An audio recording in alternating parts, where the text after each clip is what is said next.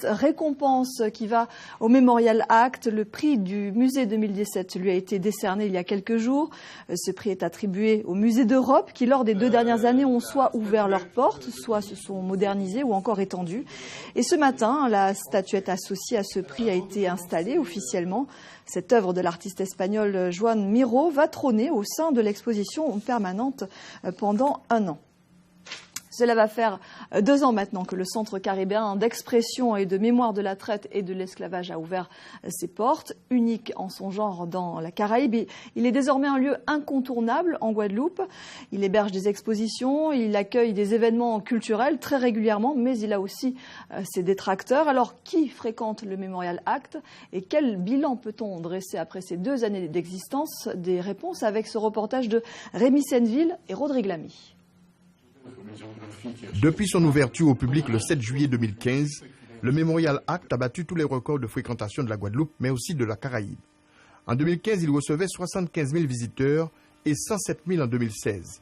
Un public composé de scolaires, de croisiéristes et touristes et de locaux qui viennent souvent en famille découvrir le site et ses expositions. La première satisfaction, c'est la présence des Guadeloupéennes et des Guadeloupéens qui sont là, seuls, en famille, en groupe. Ces Guadeloupéens qui nous disent je ne l'ai pas encore visité, mais je vais venir pendant les grandes vacances quand ma famille sera là. Et je pensais que c'était une manière de botter en touche de ces personnes qui ne viendront jamais. Et pas du tout. On les voit en famille, heureux de faire cette visite avec leurs parents qui vivent en métropole ou à l'étranger. Outre les expositions, le MACT propose au public un panel d'activités.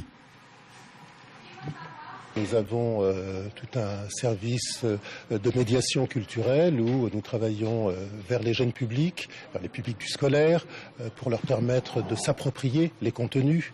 Il ne suffit pas de présenter une œuvre pour qu'elle soit comprise ou que les publics puissent se l'approprier. Cela demande un accompagnement. Nous y travaillons.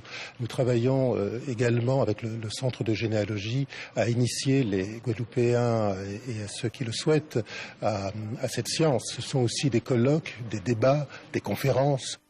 À l'heure où le Centre caribéen d'expression et de mémoire de la traite et de l'esclavage, qui n'a que le statut de centre d'interprétation, reçoit le prix du musée du Conseil de l'Europe, il espère obtenir dans l'avenir le label de musée.